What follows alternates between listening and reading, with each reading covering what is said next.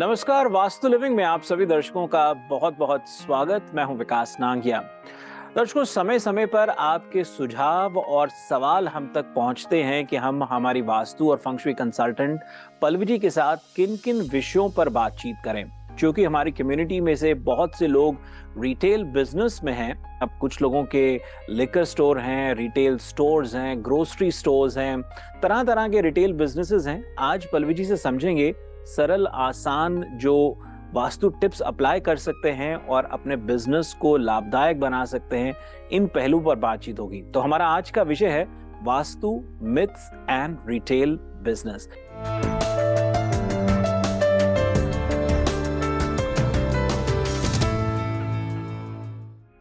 Pallavi ji, vastu living में आपका बहुत बहुत स्वागत है। हमारे आज के विषय के बारे में क्या कहेंगे? शुक्रिया। बहुत अच्छा विषय है। रिटेल इंडस्ट्री में हमारी कम्युनिटी से काफी सारे लोग जुड़े हुए हैं। या हो सकता है कि छोटी छोटी सिंपल वास्तु टिप्स है ऐसे लोगों को अपने बिजनेस में फायदा मिले। और रिटेल बिजनेस में कई बार ऐसा होता है कि व्यक्ति जो होता है वो सोलो बिजनेस को भी रन करता है। जी तो ये बिल्कुल। देखना है कि जब आप सोलो बिजनेस को रन करते हैं, आपके एक्सपेक्टेशन ज्यादा होते हैं, कई बार आपने लेस इन्वेस्टमेंट से शुरुआत की होती है। तो ऐसे तमाम लोगों के लिए ऐसी सिंपल वास्तु टिप्स मैं कहना चाहूंगी जो अपने बिजनेस को सस्टेन करने के लिए, स्टेबिलिटी के लिए, बनाए रखने के लिए और प्लस उसमें इम्प्रूवमेंट के लिए आपकी हो सकता है नेचर ऑफ बिजनेस कुछ भी हो, लेकिन कॉमन समांतर स्तर पे वास्तु टिप्स से आपको फायदा मिले। रिटेल बिजनेस में ये बात बहुत आम बात है कि लोगों को ये तो लगता है कि कस्टमर बहुत सारे आ रहे हैं, बहुत सारी खरीदारी हो रही है, लेकिन खर्चे भी फिर उस तरह से हो रहे हैं। उसमें वास्तु को मद्देनजर रखते हुए क्या क्या चीजों पर गौर करना चाहिए?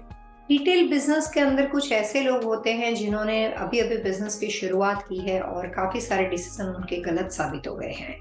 उस तरह के लोगों को अपने जो भी लोकेशन है वहां पे कई बार ज्यादातर डेड स्टॉक दिखाई देते हैं या पैसे जो होते हैं वो बहुत ज्यादा इन्वेंट्री में कन्वर्ट हो जाते हैं, जिसकी वजह से फाइनेंशियली एक तरह का थोड़ा सा स्ट्रेस लेवल जो होता है बढ़ जाता है।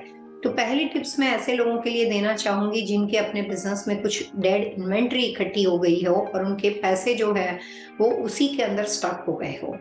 वास्तु में कई बार व्यक्ति दर व्यक्ति बहुत सारी बातें की जाती है according to nature of business. Beauty salon business का वास्तु, ग्रोसरी स्टोर का वास्तु, लिकर स्टोर बिजनेस का वास्तु, अलग अलग तरह के रिटेल इंडस्ट्री में इतने सारे बिजनेस मार्केट में है। कपड़ों से रिलेटेड बिजनेस है, ज्वेलरी से रिलेटेड बिजनेस है, मसाज वगैरह हैं, बहुत सारी अलग अलग तरह की इसमें इंडस्ट्री है। लेकिन यहाँ पे समांतर स्तर पे अगर आप किसी भी वजह से, आपके डिसीजन की वजह से डेड इन्वेंट्री आपके पास इकट्ठी हो गई हो, तो हम कॉमन वास्तु के टिप्स आपको देना चाहें कि 2023 के अनुसार इस तरह की तमाम चीजें अगर आपकी अपनी लोकेशन पे या आपने ये चीज का स्टॉक अपने घर पे रखा हो। काफी बार ऐसा होता है कि गैस स्टेशन, कन्वीनियंस स्टोर के मेरे क्लाइंट्स होते हैं, उनके घर के गराज में जाके देखो तो दुकान पे जगह कम होने की वजह से वो अपना थोड़ा सा सामान जो होता है वो बिजनेस में रखते हैं।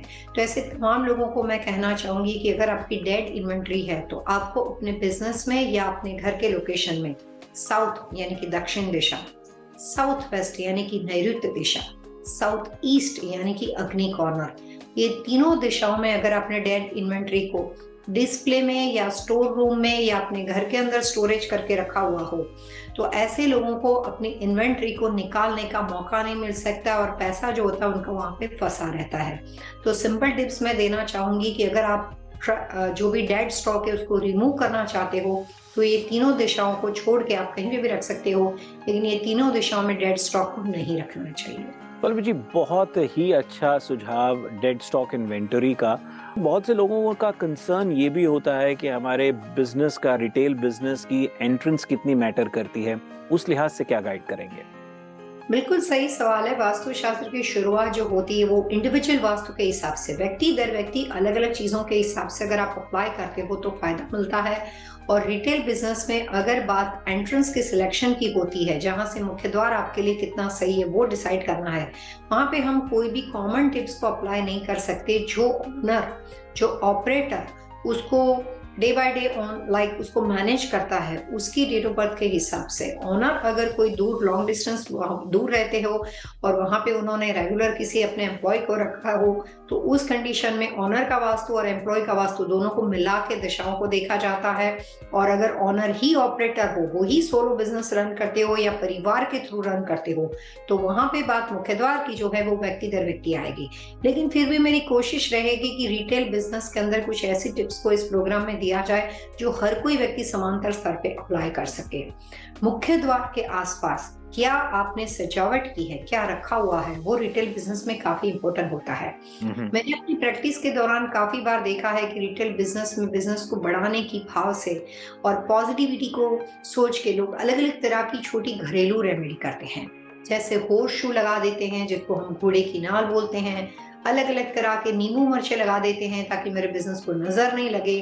कई बार जो मेन डोर होता है उस डोर के ऊपर बहुत सारी अलग अलग चीजों को लगा देते हैं, रिलीजियस पिक्चर्स होते हैं, काफी अलग अलग चीजें होती है। वास्तु कंसर्न होने के नाते मैं इतना कहना चाहूंगी कि रेसिडेंशियल प्रॉपर्टी और कमर्शियल प्रॉपर्टी में वास्तु के नियम के अनुसार जो मेन डोर होता है उसकी जो डोर फ्रेम होती है उसके ऊपर कोई भी तरह की नेल या कील लगा के किसी भी चीज को नहीं लगाना चाहिए। होर्स शू जो लोग ज्यादातर लगाते हैं वो हर तरह के बिजनेस में, रिटेल इंडस्ट्री में चाहे कोई भी दिशा का दरवाजा हो वो होर्स शू लगा देते हैं। और होर्स शू होती है वो उल्टे यू शेप में होती है। ये कॉन्सेप्ट कहाँ से आया है और क्यों लोग इस तरह से उल्टा यू लगाते हैं उसका आंसर आज तक नहीं मिला। लेकिन होर्स शू का मतलब होता है होर्स का पावर, घोड़े की नाल घोड़े के पैरों में लगाया जाता है और उसका पर्पस ये होता है कि उसके अंदर बहुत एनर्जी होती है। घोड़ा जब अपना पैर स्ट्रेट रखता है तो उसका पॉजिटिव यू जो होता है घोड़े की, अगर आप पैर की निशानी देखोगे, फुटप्रिंट देखोगे, तो उसका यू शेप जो होता है उसमें उसका जो बैक में होता है वो वाइड होता है और उसका फ्रंट जो होता है वो नैरो होता है, तो वो यू शेप में बना हुआ होता है। वास्तु के हिसाब से रिटेल बिजनेस में सिर्फ वो लोग होर्स शू लगा सकते हैं जिनकी प्रॉपर्टी का मुख्य द्वार वेस्ट यानी कि पश्चिम और नॉर्थ वेस्ट यानी कि वायव्य दिशा का पड़ता हो। उसके अलावा तमाम बिजनेस के लोग अपने बिजनेस की पॉजिटिविटी के लिए अगर होर्स शू को लगाना चाहें और उनके पास वेस्ट या नॉर्थ वेस्ट का दरवाजा ना हो तो दुकान के अंदर या दुकान के बाहर की दिशा में जहां पे भी वेस्ट वॉल पड़ती हो या नॉर्थ वेस्ट वॉल पड़ती हो वहां पे जाके होर्स शू लगाना चाहिए। लेकिन इसका मतलब ये होता है कि अगर आपकी प्रॉपर्टी नॉर्थ की है, ईस्ट की है, साउथ ईस्ट है और दरवाजा बना हुआ हो तो फिर आप जाके होर्स शू लगा देते हो तो वहां पे कई बार दो नेगेटिविटी क्रिएट हो जाती है क्योंकि दरवाजे की दिशा और है और होर्स शू का प्रभाव कुछ और है, तो वहां पे कई बार नुकसान होने की संभावना हो जाती है। मुख्य द्वार पे आप कोशिश कीजिए कि कोई भी तरह की चीज डोर फ्रेम के ऊपर ना लगाएं। अबाउट द डोर और inside the door hidden position में आप चाहें तो रिलीजियस चीजों को रख सकते हैं। डोर फ्रेम के ऊपर जो वॉल होती है वहां पे आप कुछ भी लगा सकते हैं, लेकिन पर्टिकुलर डोर फ्रेम के ऊपर यहाँ तक कि नींबू मिर्चा जो हम लगाते हैं उसकी जो नील होती है उसको भी नहीं लगाना चाहिए। डोर फ्रेम को वास्तु में संस्कृत में बार साक बोलते हैं और उसका महत्व बहुत ही ज्यादा है, पूरा एक प्रोग्राम लग जाए उतना ज्यादा है। तो कोशिश करनी चाहिए सिंपल टिप्स में कि डोर फ्रेम को छेद करके वहां पे होल करके वहां पे कोई भी ऐसी चीज नहीं लगानी चाहिए जिसकी वजह से डोर फ्रेम के अंदर आपको वास्तु दोष के निशान बन जाए। डोर फ्रेम के अबाव आप कुछ भी लगा सकते हो। जी पल्लवी जी, यूं तो वक्त एक छोटे से ब्रेक का है, लेकिन क्योंकि एंट्रेंस डोर की बात हो रही है और जिस तरह से आपने घोड़े की नाल या लोग नजर से बचने या जो भी उनके मन की धारणाएं हैं वो मिर्ची और उस तरह की चीजें लगाते हैं, लेकिन यहाँ एक बात और भी मैंने देखा है कि कई लोग right by the door mirror का भी प्रयोग करते हैं। एक और तो सिक्योरिटी का उनके दिमाग में बात होती है, लेकिन कई बार उनको ये भी लगता है कि मिरर रिफ्लेक्शन से चीज थोड़ी और बड़ी नजर आएगी, थोड़ा और फायदा होगा। क्या कहेंगे? बहुत सारी छोटी छोटी वास्तु में टिप्स है जिसका आप अपनी डेली लाइफ में प्रयोग कर सकते हो, लेकिन उसके साथ साथ कुछ कंडीशन भी होती है कि कौन से साल में आप वहां पे अप्लाई कर रहे हो। अब 2022 जा रहा है और 2023 आ रहा है। कई बार ऐसा होता है कि दरवाजे के ऊपर कोई भी आपके कस्टमर आते हैं या आपको पता चल जाए कि आप किसी भी और स्टोर रूम में या कहीं पे भी रिटेल बिजनेस में सोलो ऑपरेटर होता है तो वो लोग कई बार वहां पे एक विंड चाइम्स या कुछ हैंगिंग बेल लगा देते हैं। जितनी बार कस्टमर एंटर करता है उनको एक आवाज आती है। बिल्कुल। वास्तव में कई बार ऐसा होता है कि जिस दरवाजे की जो मेन डोर की जो दिशा आपकी है वो जो करंट पीरियड होता है, जिस साल में आपने ये व्यवस्था बनाई है, अगर वो साल के अनुसार सही हो तो उस तरह की व्यवस्था से आपको हर साल जितनी बार वो दशा सही होगी उतनी बार फायदा होगा। लेकिन सेम दरवाजा, सेम रचना, अगर किसी वजह से वो दशा गलत दिशा में चली जाती है और वहां पे होने वाली एनर्जी, मोशन नुकसानदेह बन जाते हैं, तो इस तरह की व्यवस्था कई बार वो पूरा साल उस बिजनेस को डिस्टर्ब कर सकती है, जिसमें आपके एम्प्लॉय से इश्यू आ सकते हैं, जिसमें आपके कस्टमर कट ऑफ हो सकते हैं और बिजनेस जो होता है वो काफी स्लो डाउन हो जाता है। मिरर की बात भी पल्लवी जी जरूर जानना चाहता था कि मिरर के बारे में क्या कहेंगे, जो लोग बाग मिरर का प्रयोग करते हैं। रिटेल बिजनेस में आपका मुख्य द्वार, बिजनेस का मेन डोर, और जहां भी आपका कैश रजिस्टर है, वो कैश रजिस्टर और मुख्य द्वार का मिरर रिफ्लेक्शन नहीं होना चाहिए। बात कई बार वास्तु और मिथ्स की होती है। तो मैंने काफी बार लिखा है कि काफी सारे क्लाइंट के मगज दिमाग में, दिलो दिमाग में कुछ ऐसी मान्यता है कि अगर आपके कैश रजिस्टर के जो पैसे हैं वो अगर आप वहां पे मिरर लगाते हो तो वो दुगने दिखेंगे तो आपको फायदा मिलेगा। तो उसकी वजह से वो अपने रजिस्टर के सामने मिरर लगाते हैं या कुछ ऐसा फ्री स्टैंडिंग मिरर रख देते हैं जिसकी वजह से रजिस्टर का रिफ्लेक्शन हो। ये बिल्कुल ही गलत व्यवस्था है। वास्तु कंसल्टेंट होने के नाते अगर इस तरह के मिरर की रचना किसी ने अगर लगाई है तो कैश रजिस्टर के जो अंदर का हिस्सा होता है, जब कभी आप रजिस्टर को ओपन करते हो और जितना उसके इनसाइड का एरिया होता है वहां पे आप हिडन कंडीशन में मिरर लगा सकते हो जिसमें रिफ्लेक्शन सिर्फ आपकी कैश का आए। और अगर आपने मेन डोर के आसपास या आपके कैश रजिस्टर को कंप्लीटली पूरा रजिस्टर दिखे या पूरा मुख्य द्वार दिखे इस तरह का मिरर लगाया है तो बिजनेस में उससे फायदा नहीं होता है, उससे नुकसान होता है, क्योंकि मिरर जो होता है वो एनर्जी को रिफ्लेक्ट कर देता है, तो पॉजिटिव एनर्जी उस प्रॉपर्टी में आ नहीं पाती है। तो वास्तु और मिथ्स में मैं ये कहना चाहूंगी कि रिटेल बिजनेस में मुख्य द्वार, कैश रजिस्टर और जो इलेक्ट्रिकल पैनल की पोजीशन या जो इलेक्ट्रिकल ब्रेकर्स होते हैं उसका रिफ्लेक्शन हो, उस तरह की तमाम व्यवस्था के मिरर को अवॉइड करना चाहिए। उसे जाने अनजाने में आपके बिजनेस की प्रॉपर्टी पे कोई बड़ा हादसा या इंसिडेंट भी हो सकता है जिसकी वजह से आपको नुकसान भुगतना पड़े। तो कोशिश करनी चाहिए कि मिरर को अवॉइड करना चाहिए। जी दर्शकों, वास्तु लिविंग में अब वक्त तो चला है एक छोटे से ब्रेक का। ब्रेक के उस पार आज के विषय पर बातचीत को जारी रखेंगे और वापस लौटते ही, क्योंकि पल्लवी जी ने कैश रजिस्टर का जिक्र कर ही दिया है, तो ये उनसे समझेंगे कि कैश रजिस्टर की सही जगह, दिशा क्या है जिससे लाभ हो सके। एक छोटे से ब्रेक के बाद हम बहुत जल्द हाजिर होंगे।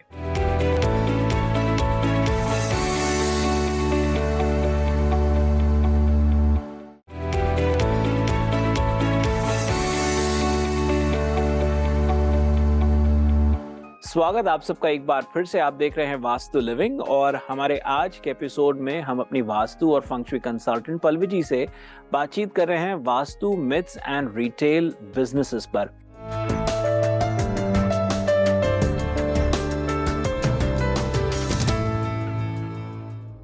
पल्लवी जी, कार्यक्रम में आपका एक बार फिर से स्वागत। ब्रेक से पहले हमारी बातचीत आकर के थमी थी रिटेल बिजनेस में जो कैश रजिस्टर होते हैं वो किस दिशा में हो, मिरर के बारे में बात हो रही थी। वहां से बात होते होते कैश रजिस्टर की ओर बढ़ी। क्या गाइड करेंगे, क्या उसकी सही बेटर दिशा है जिससे बिजनेस ओनर्स को, रिटेल बिजनेस ओनर्स को फायदा हो सके? वास्तु शास्त्र के हिसाब से बिजनेस में कैश रजिस्टर की पोजीशन बहुत ही ज्यादा महत्वपूर्ण होती है। उसका रीजन ये होता है कि कैश रजिस्टर की पोजीशन की वजह से आप अपने क्लाइंट और अपने बिजनेस में, या जो ऑनर होता है वो अपने बिजनेस में कन्विंसिंग पावर जो होता है वो बढ़ा सकता है। उसका मतलब ये होता है कि जिस तरह से कैश रजिस्टर की पोजीशन को रखा जाएगा उसके अपोजिट दिशा में ऑटोमेटिकली आपके कस्टमर की जो फेसिंग होती है वो आ जाती है। कई बार वास्तव में कुछ दिशाएं ऐसी है कि वहां पे कैश रजिस्टर की पोजीशन लगातार आपको अपने क्लाइंट की टर्म्स एंड कंडीशन पे काम करना पड़ता है, झुक के काम करना पड़ता है ऑनर को, और वो जितना भी अच्छी सर्विस देते हैं, जितना भी कोशिश करते हैं बिजनेस में सेटिस्फेक्शन को बढ़ाने की, अपने क्लाइंट्स की सर्विस को बढ़ाने की, लेकिन कस्टमर जो होते हैं वो हमेशा सिर्फ उनके लिए कंप्लेन क्रिएट करते हैं और उनको सेटिस्फाइड रिजल्ट नहीं मिलता है। ऐसे वास्तु दोष की प्रॉपर्टी और इस तरह के प्रॉब्लम्स के लिए रिटेल बिजनेस में मैंने अपनी प्रैक्टिस में काफी कंसल्टिंग किए हैं और उस कंडीशन में मैंने सिर्फ कैश रजिस्टर की पोजीशन को भी चेंज किया है। कई बार ऐसा होता है कि कैश रजिस्टर कहाँ पे होना चाहिए और कौन से फेसिंग होना चाहिए। ये दो अलग अलग बातें वास्तु कंसल्टेंट के लिए इंपॉर्टेंट होती है। कैश रजिस्टर कहाँ होना चाहिए, ये सवाल दो बातों पे निर्भर करता है, उसका ऑनर कौन है और किस तरह का नेचर ऑफ बिजनेस है। लेकिन कौन से फेसिंग होना चाहिए वो आप समांतर स्तर पे कॉमन वास्तु के हिसाब से हर रिटेल बिजनेस के लिए अप्लाई कर सकते हो। वास्तु शास्त्र के हिसाब से कॉमन कैश रजिस्टर कभी भी ऐसे नहीं रखना चाहिए जिसमें कैश रजिस्टर की पोजीशन जो है वो टूवर्ड्स नॉर्थ फेसिंग या टूवर्ड्स साउथ फेसिंग ओपन हो। इसका मतलब होता है कि नॉर्थ के अंदर अलग अलग डिग्री होती है, नॉर्थ ईस्ट की होती है, नॉर्थ वेस्ट की होती है। ट्रू 90 डिग्री नॉर्थ नहीं होना चाहिए, ट्रू 90 डिग्री साउथ नहीं होना चाहिए। आप उसको थोड़ा सा टिल करके रख सकते हो। मेन डोर आपका पड़ता है, जिस मुख्य द्वार से आप इस प्रॉपर्टी में एंटर करते हो उसके बराबर सामने अगर आपका कैश रजिस्टर पड़ता हो तो वहां पे भी कोशिश करनी चाहिए कि उसको अवॉइड किया जाए। कैश रजिस्टर जो होता है वो वास्तु शास्त्र के नियम के अनुसार साउथ वेस्ट में ओपन नहीं होना चाहिए, वेस्ट में ओपन नहीं होना चाहिए और नॉर्थ वेस्ट में ओपन नहीं होना चाहिए। ये तीनों दिशा जो है उसको अवॉइड करता हुआ आप अपने कैश रजिस्टर की पोजीशन को रख सकते हो। और जहां पे आपके क्लाइंट्स की जो भी आपका फ्रंट डेस्क पोजीशन है या कैश रजिस्टर एरिया है वहां पे इनसाइड द कैश रजिस्टर जो भी आपके खड़े रहने की जगह है, एम्प्लॉय या ऑनर खड़े रहते उसको एलिवेटेड करना चाहिए। बहुत ही सिंपल टिप्स है।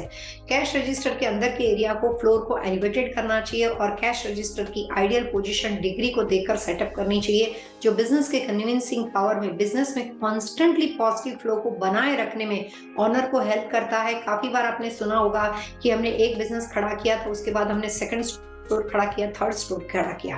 तो बिजनेस में कॉन्स्टेंटली अगर आप अपना प्रोग्रेस करना चाहते हो तो कैश रजिस्टर की राइट पोजीशन को रखना वास्तु के अनुसार बहुत ही महत्वपूर्ण माना जाता है। जी, कैश रजिस्टर के अतिरिक्त आपने ब्रेक से पहले इलेक्ट्रिकल पैनल, इलेक्ट्रिकल बोर्ड की भी बात करी थी कि वो भी सही दिशा में होना चाहिए, बहुत जरूरी है। उसके बारे में क्या गाइड करेंगे?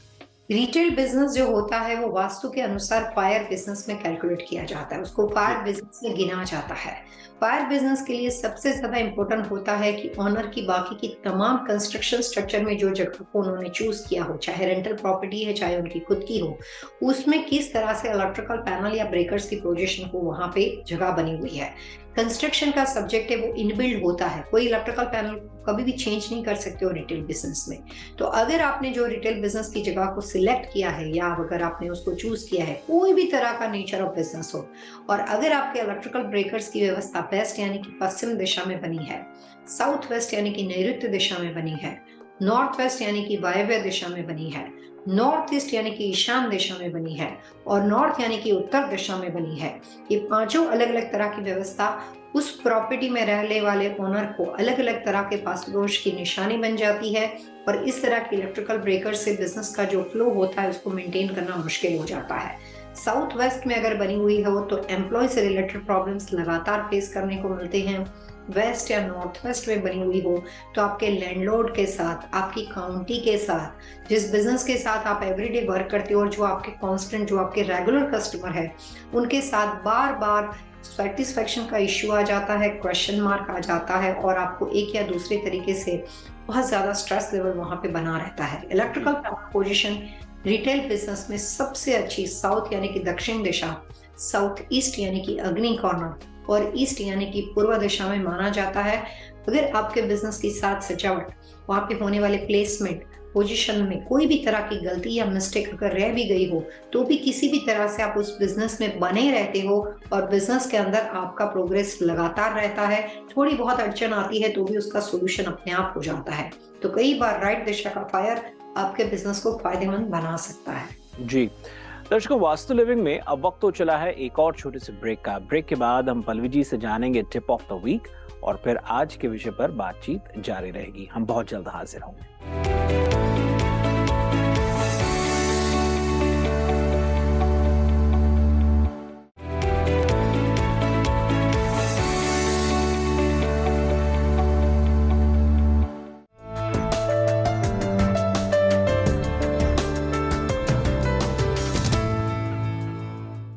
पल्लवी जी, कार्यक्रम में आपका एक बार फिर से स्वागत।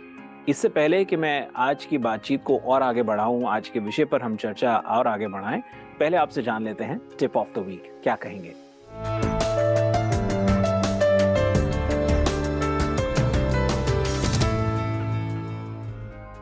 रिटेल बिजनेस में सबसे अच्छा प्रभाव देखा जाता है कलर्स कॉम्बिनेशन का और वहां पे होने वाली क्लीननेस का। जी। रिटेल बिजनेस के साथ जुड़े हुए तमाम लोगों को मैं कहना चाहूंगी कि आपके स्क्वायर फीटेज जो भी हो, जितनी भी जगह हो, छोटी या बड़ी, कोशिश कीजिए कि वो जगह जो है वो बिल्कुल क्लीन होनी चाहिए।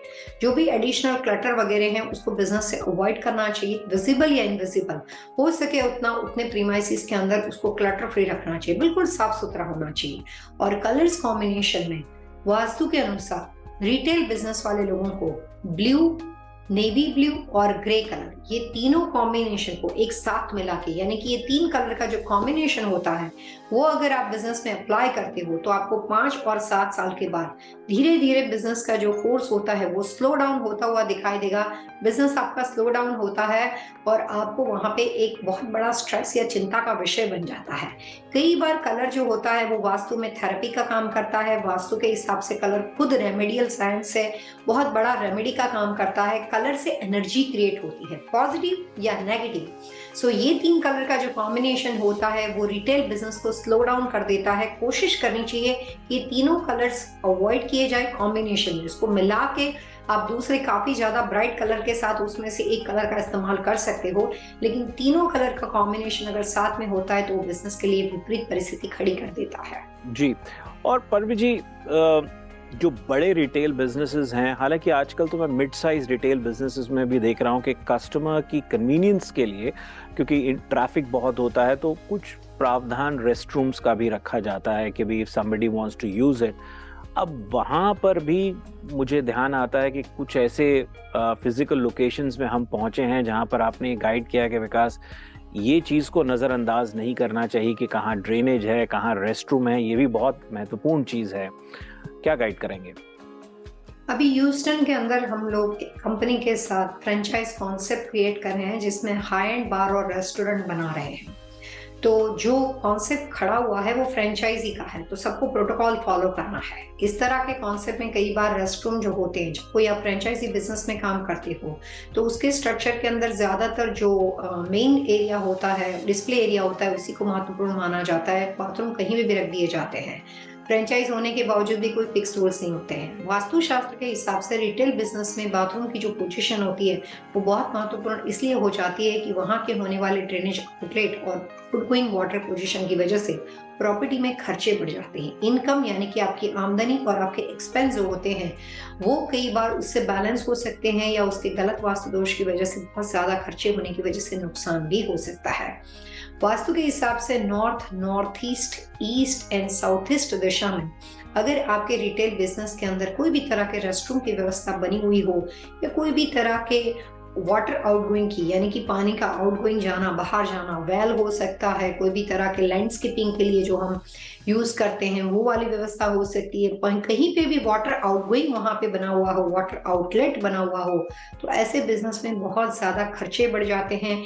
इतनी भी कोशिश करने के बाद इनकमिंग से ज्यादा आउटगोइंग हो जाता है, तो इस तरह के वाटर आउटलेट को अवॉइड करना चाहिए। बहुत ही अच्छी जानकारी पल्लवी जी आपकी ओर से। और क्योंकि शुरुआत में आपने भी कहा और इस बात का हमें भी एहसास है कि हमारी कम्युनिटी से बहुत से लोग ऐसे हैं जो रिटेल बिजनेस में हैं, आशा है उन्हें आज के एपिसोड से बहुत ज़्यादा फायदा होगा, लाभ होगा। दर्शकों, वास्तु लिविंग के आज के एपिसोड में इतना ही। यदि आज के विषय से संबंधित आपके मन में कोई सवाल हो, सुझाव हो, आप चाहते हैं कि हम पल्लवी जी से अन्य किसी विषय पर बातचीत करें, तो आप हमें लिख सकते हैं vastu@tvasiausa.com पर। That's VAASTU@tvasiausa.com। और पल्लवी जी से संपर्क करने का सरल आसान तरीका है pallavichellawada.com। अगले अंक तक के लिए आइए पल्लवी जी दर्शकों से मिलकर के आज्ञा लेते हैं। Wish you all happy vastu living.